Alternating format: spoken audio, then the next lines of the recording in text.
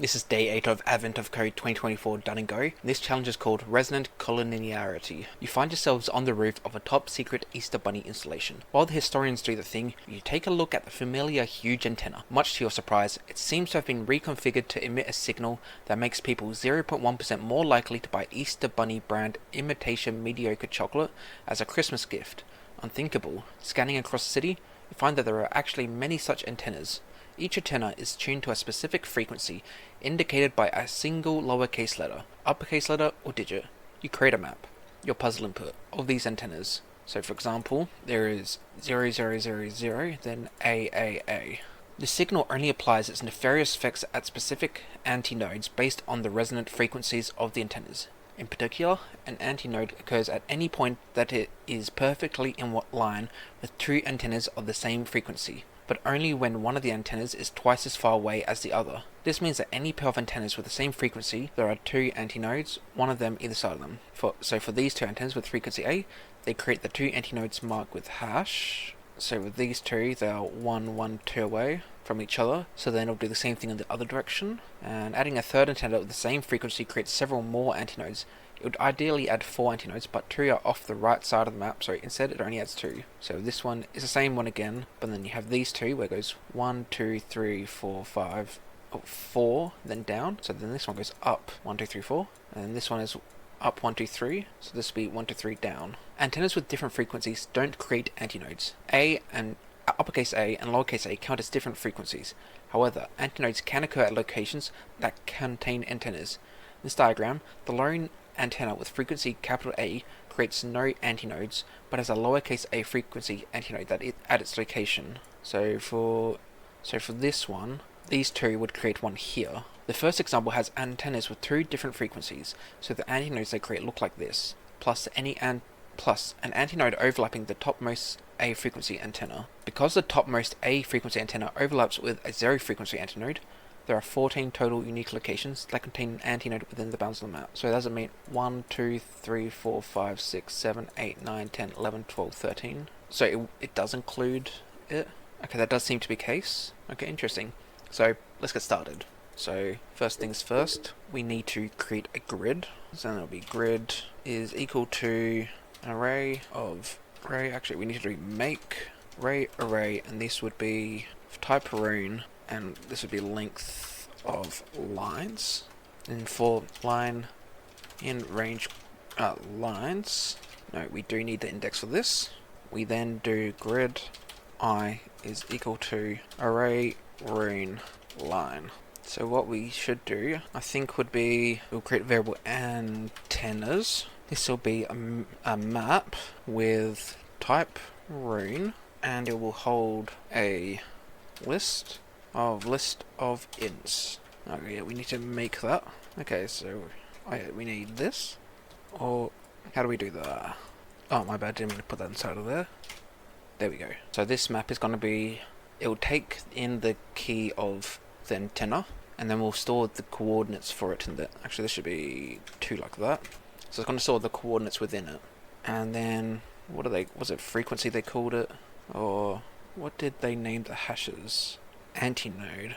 Okay, so we'll do antinodes, and this will be a map which is made up of the coordinates, and it will be of type bool. So what we'll do is for row in range, for row val in range, so for row in range grid, for col in range grid row. Actually, yeah, what does the input look like? So I want to do, okay, so if it's not dot, if grid row col does not equal dot, then that would be antennas grid col equals append grid col, and then this would be int to row col. So adding the coordinates on the grid for the antenna of the specific type into there. What we then need to do to find the antinodes, we iterate over each type of antenna. We then iterate over all the positions, and we are comparing them with one another. We are figuring out the delta difference between the column, row. So we've got the difference between them. We then add them both to get the one above, and then I think we subtract them both to get the one below, or however that looks. Then that's added to antinodes. So we'll do for, this would be frequency. Do I need frequency? No, I don't need the frequency of it, we can do that. So for positions in range antennas, we then iterate over before I is equal to 0, I is less than length of positions, and then I plus plus. Then we can do the inner one, which would be for j is equal to I plus 1, j is less than length of positions, j plus plus. So we do that, we get the first position, which will equal positions I. Then we do the same thing, but now the second one, positions 2. Oops, need to fix that. So I've got these two. So we do, let's say delta row is equal to pos 1 0 minus pos 2 0. And then we're doing the exact same thing again, but now delta col pos 1 1 pos 2 1. What should we do? We then do, so we've got the deltas, and we now figure out, just want to look at this again. So we'd have the delta, okay, to go from this one to this one, we're actually doing minus. So that we'd have to switch these around. Wait, does that make sense?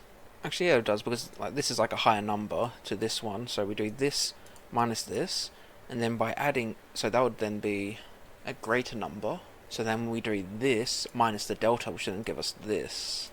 So we're going to switch these around, and we'll do anti-node 1. This will be a 2 int, and this would be pos 1 0 minus delta row, and then pos 1 1 minus delta col. Then we're doing the exact same thing, but now it'll be pos 2, oh wait, whoops, changed the wrong one, be pos 2, and it will be plus plus. Now what we need to check, if the antinode 1, 0 is greater or equal to 0, and antinode 1 is less than length of grid, and we'll have to do 0 there. And we'll do the exact same thing for the column. This should be less than like that. So if that's the case, then it would be antinode 1 equals true. Then we're doing the same thing, just with antinode 2 now. And then down here would be output is the length of antinodes. So I'm going to grab this test example. Actually, I need to run it first so I get my current input. Undefined pos positions. Could actually just be positions on that. 256. I was going to say use the test example, but I may as well just grab this and test that. Cool. That is part 1 complete. So now on to part 2. Watching over your shoulder as you work, one of the historians asks you if you took the effects of resonant harmonics into your calculations. Whoops. After updating your model, it turns out that an antinode occurs at any grid position exactly in line with at least 2 antennas of the same frequency, regardless of distance. This means that some of the new antinodes will occur at the position of each antenna, unless the antenna is the only one of its frequency. So these 3 T frequency antennas now create many antinodes. In fact, the 3 T frequency antennas are all exactly in line with 2 antennas, so they are all also antinodes. This brings the total number of antinodes in the above example to 9. So the original example now has 35 antinodes, including the antinodes that appear on every antenna. Okay, I don't know if I fully understand what changed, what exactly changed. So that an antinode occurs at any grid position exactly in line with at least 2 antennas of the same frequency. Yeah, I'm not getting this. Like, where did these come from?